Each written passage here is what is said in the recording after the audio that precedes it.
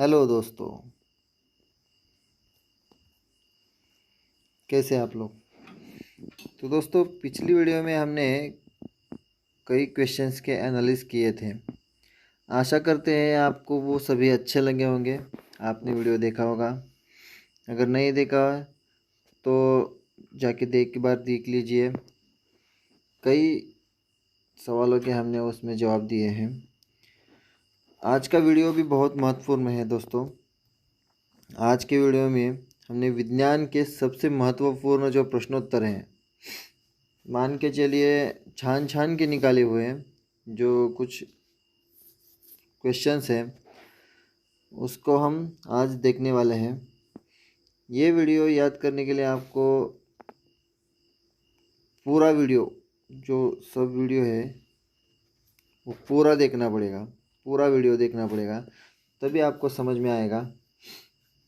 तो चलिए ज़्यादा समय ना गंवाते हुए हम ये वीडियो के क्वेश्चंस देखते हैं।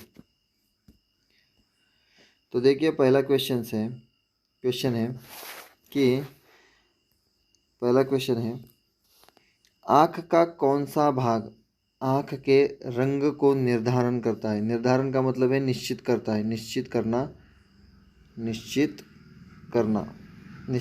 आँख का कौन सा भाग आँख के रंग का निर्धारण करता है, मतलब निश्चित करता है। तो उसका सही जवाब है आइरिस, परितारिका।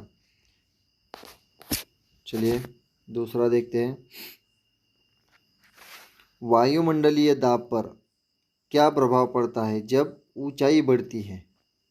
ऊंचाई बढ़ने से वायुमंडलीय दाब पर क्या प्रभाव पड़ता है। तो वायुमंडलीय दाब घट जाता है दोस्तों। देखिए, वायुमंडलीय जो दाब होता है वो घट जाता है। तो इसका विपरीत होगा, ऊंचाई कम करने से, मतलब ऊंचाई कम करने से वायुमंडलीय दाब पर क्या प्रभाव पड़ेगा, तो दाब बढ़ेगा। ठीक है दोस्तों।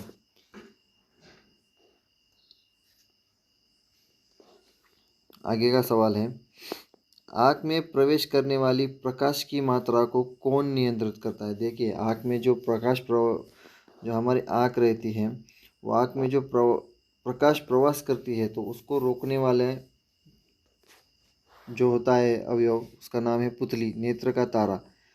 देखिए, जब हम अंधेरे में काम करते हैं, कम रोशनी में काम करते हैं, तो वो पुतली ही है जो आँख में प्रकाश की मात्रा बढ़ाता है देखने के लिए। अगर ज़्यादा उजाले में रहेंगे तो पुतली ही है जो प्रकाश की मात्रा को नियंत्रित करती है। अगला सवाल है, कौन सा यंत्र ध्वनि ऊर्जा को विद्युत ऊर्जा में बदलता है। कौन सा यंत्र ध्वनि ऊर्जा को विद्युत ऊर्जा में, तो उसका है माइक्रोफोन। उसका सही जवाब है माइक्रोफोन, जिसका आविष्कार एमिली बर्लिनर ने लगाया था। एमिली बर्लिनर ने। तो दोस्तों, इसका जो आविष्कार है वो 1876 में इसका आविष्कार हुआ था, माइक्रोफोन का। चलिए आगे बढ़ते हैं। देखिए, कौन से यंत्र रासायनिक ऊर्जा को विद्युत ऊर्जा में बदलता है। जो रासायनिक ऊर्जा होता है, जो रसायन से ऊर्जा उत्पत्ति की जाती है, उसको जो रसायन से ऊर्जा उत्पत्ति की जाती है उसको विद्युत ऊर्जा में कौन चेंज बदलता है, कौन सा यंत्र, तो उसका है विद्युत सेल, जो अपना बैटरी में लगता है, कई जगहों पे लगता है, घड़ी में लगता है, वो विद्युत सेल रहता है। वही है जो रासायनिक ऊर्जा को विद्युत ऊर्जा में बदलता है। देखिए दोस्तों, गिरगिट, आपने देखा होगा, गिरगिट जो रंग बदलता है वो क्यों बदलता है। आपने कभी सोचा है कि किस वजह से वो रंग बदलता है।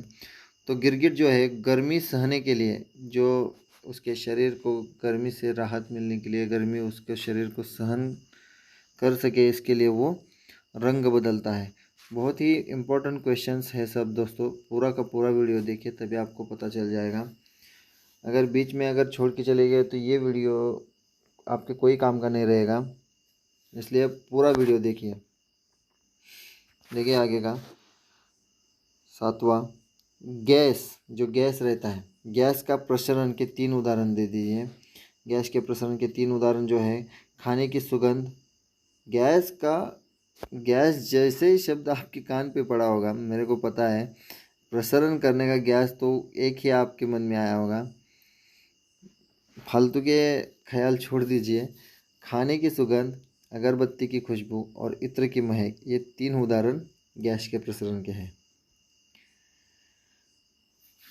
देखिए अगला 8वां, विद्युत मोटर, टेलीफोन, टेलीग्राफ और विद्युत घंटी विद्युत धारा के किस प्रभाव पर कार्य करते हैं? जो विद्युत घंटी रहती है, टेलीग्राफ रहता है, टेलीफोन रहता है या विद्युत मोटर, वो किस प्रभाव पर कार्य करते हैं? तो चुंबकीय प्रभाव। आगे बढ़ते हैं। 9वां, तेल की बूंद पानी पर क्यों फैल जाती है? देखिए आपने देखा होगा कि तेल की बूंद पानी पर क्यों फैल जाती है, क्योंकि उसका सही जवाब है जल का पृष्ठ तनाव अधिक होता है। जो पृष्ठ होता है, ऊपर वाला सतह है, उसका तनाव ज़्यादा रहता है। इसकी वजह से तेल की बूंद पानी में घुल नहीं पाती है, वो ऊपर ही ऊपर तैर जाती है। और एक 10वां उसी के बारे में, द्रव की बूंद किस वजह से गोलाकार होती है? जबकि देखिए आपने पानी का बूंद अगर किसी चीज़ पे डाल दिया, मतलब पेज पे डालो, लकड़ी पे डालो या पत्थर पे डालो, तो वो गोलाकार क्यों रहता है? वो मान के चलिए अगर वो डाला तो ऐसा ऐसा ऐसा आकार क्यों नहीं लेता है, या बह नहीं क्यों जाता? एक ही बूंद का बात चल रहा है, वो गोल क्यों रहता है? तो वो पृष्ठ का तनाव रहता है, वो नीचे से उसको जमा के रखता है, इसी वजह से वो द्रव की बूंद गोलाकार रहती है। अगला क्वेश्चन, धातु की शुद्धता का निर्धारण किसकी सहायता से किया जाता है? धातु की शुद्धता, धातु में कितनी मात्रा, कितने प्रमाण में शुद्धता है, उसका निर्धारण, उसका निश्चित किसकी सहायता से किया जाता है? तो आर्किमिडीज का सिद्धांत है, वो आर्किमिडीज के सिद्धांत के तत्वों पर उसका निर्धारण होता है। 12वां क्वेश्चन, परमाणु विखंडन प्रतिक्रिया के दौरान उत्पन्न ऊर्जा का प्रयोग किया जाता है। परमाणु विखंडन प्रतिक्रिया, परमाणु में जो विखंडन की प्रतिक्रिया हो रहती है, उसके दौरान उत्पन्न ऊर्जा का प्रयोग किस चीज़ में किया जाता है? तो वो विद्युत बनाने में उस ऊर्जा का प्रयोग किया जाता है। देखिए पहाड़ों पर जल कम तापमान पर क्यों उबलता है? पहाड़ों में जल जो है वो कम से कम तापमान में भी उबलता है, क्योंकि पहाड़ों पर वायुदाब कम रहता है, वायु का प्रेशर कम रहेगा तो वो जल कम दाब में भी उबलता है। 14वां, फ्यूज तार एक पतला तार होता है जो कि टिम्ब मिश्र धातु का बना होता है। वो टीन और सीसा, ये जो 2 धातु है उनसे बना होता है। फ्यूज तार, जो फ्यूज तार रहता है ना, हम आप डालते होंगे फ्यूज मीटर के पास, लाइट के पास, जिधर भी, तो उसका जो फ्यूज़ का तार है वो टिन और सीसा ये मटेरियल से बना होता है। आगे देखिए, बादल वायुमंडल में क्यों तैरते हैं? कभी ध्यान में आया ऐसा सवाल? बादल वायुमंडल में क्यों तैरते हैं? क्योंकि अल्प घनत्व के कारण या निम्न घनत्व के, अल्प या निम्न दोनों का मतलब एक ही है, अल्प हो या निम्न हो, कम से कम घनत्व के कारण वो वायुमंडल में तैरते रहते हैं। 16वां, मात्र दो ऊतक कौन से हैं जो खून से ऑक्सीजन प्राप्त नहीं करते हैं? नाखून और कॉर्निया, ये जो 2 ऊतक हैं, जो हमारे 2 अवयव हैं, जो कि खून से ऑक्सीजन प्राप्त नहीं करते हैं। आगे का सवाल देखिए, मानव शरीर में सबसे छोटी हड्डी कौन सी है? उसका नाम है स्टेपीज। मानव शरीर में सबसे छोटी हड्डी है स्टेपीज।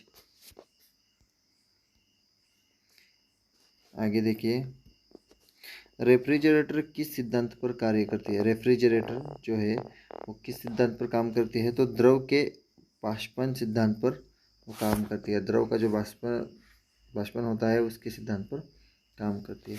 लोलक की कालावधि, लोलक तो पता होगा, लोलक की कालावधि किस पर निर्भर करती है? तो उसके लंबाई के ऊपर, लोलक की जो लंबाई रहती है उसके ऊपर उसका कालावधि निर्भर रहता है। वॉशिंग मशीन किस सिद्धांत पर काम करता है? तो अपकेंद्रण। अपकेंद्रन जो सिद्धांत है उसके ऊपर वॉशिंग मशीन काम करता है। देखिए विटामिन बी से B1, विटामिन B1 की कमी से कौन सी बीमारी होती है? तो बेरी बीमारी होती है। बेरी बीमारी विटामिन B1 की कमी से होती है। विद्युत प्रेस के तापन तंतु नाइक्रोम को किस बीच रखा जाता है? तो अभ्रक के बीच में। विद्युत प्रेस के जो तापन तंतु है नाइक्रोम को किसके बीच रखा जाता है? तो अभ्रक मिका के उस बीच में रखा जाता है। 23वां, सबसे पहले प्रकाश की गति को किसने मापा था? रोमर ने।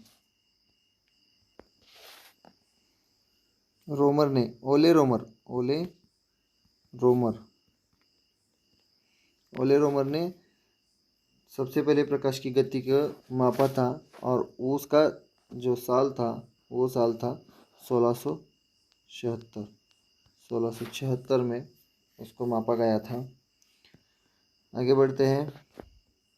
देखिए 24वां सवाल, साइकिल चलाने वाला मोड़ लेते समय क्यों झुकता है? मोड़ लेते समय मतलब जब उसको टर्न लेना होता है तो वो क्यों झुकता है?